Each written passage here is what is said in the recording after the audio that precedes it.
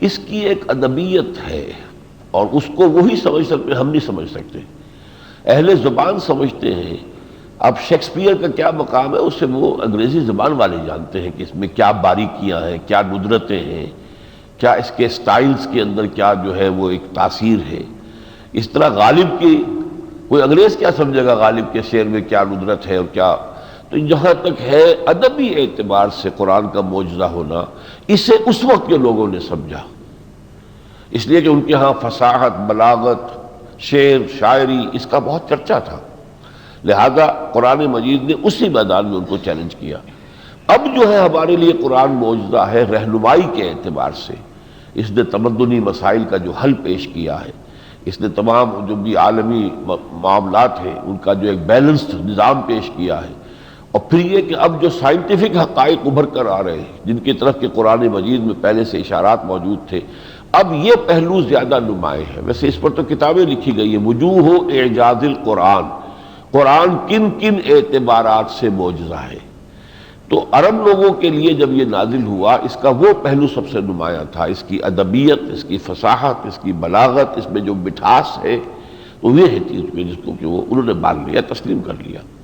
چنانچہ سبع معلقہ کے جو آخری شاعر تھے، عربوں میں رواج تھا، یہ کچھ عرصے سے چلا آ رہا تھا، ہر سال یہ اوقاس کے میلے میں شعراء کا مقابلہ ہوتا تھا، تو جس کے قصیدے کو سمجھا جاتا تھا سب سے اونچا، اس کو پھر باقی سارے شاعر سجدہ کرتے تھے ان ٹوکن کے طور پر کہ ہم نے تیری عظمت تسلیم کر لی، اور اس کا قصیدہ خانہ کعبہ کی دیوار سے لا کے لٹکا دیتے تھے، یعنی he is the celebrated poet of the year, اس سال کا جو ہے ملک الشعراء یہ ہے۔ تو آخری جو ملک الشعراء تھے جب کہ حضور پر قرآن نازل ہونا شروع ہوا ہے، تو انہوں نے بعد میں وہ اسلام لے آئے اور شعر کہنے چھوڑ دیے۔ حضرت عمر نے ان سے پوچھا کہ اب آپ شعر نہیں کہتے؟ ان کا ابعد القرآن، کیا آپ قرآن کے آنے کے بعد بھی کسی ادبیت اور فصاحت اور بلاغت کے اظہار کا موقع ہے؟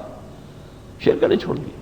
تو اس اعتبار سے یہ تھا ان کے لیے۔ کولوکیل لینگویج تو بدل گئی ہے وہاں بھی، کولوکیل جو عام جو لوگ بولتے ہیں زبان، وہ تو بدل چکی ہے، اس کی تو آپ کو عام سمجھ میں نہیں آئے گی۔ ہمارا کوئی بڑا اچھا فاضل عربی کا جاننے والا وہ وہاں جائے، وہ ان کی گفتگو سمجھ نہیں سکتا۔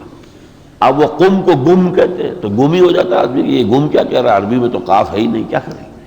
لیکن یہ ساری زبانیں ان کی جو ہے، مصریوں کی علیحدہ ہے اور لیبیا کی علیحدہ ہے، ایک دوسرے کا لہجہ سمجھ نہیں سکتے۔ یہ جیسے پنجابی کتنے لہجے ہیں، مختلف ہیں، لیکن یہ کہ جو ہر جگہ پر جو لٹریری عربک ہے، جو فصحا کہلاتی ہے، فصیح زبان، وہ قرآن ہی کی ہے۔ تو قرآن نے ایک ایسا ستون گاڑ دیا ہے کہ عربی زبان کے لیے اس میں ایک ٹھہراؤ پیدا ہو گیا۔ The literary Arabic is the same as of Quran.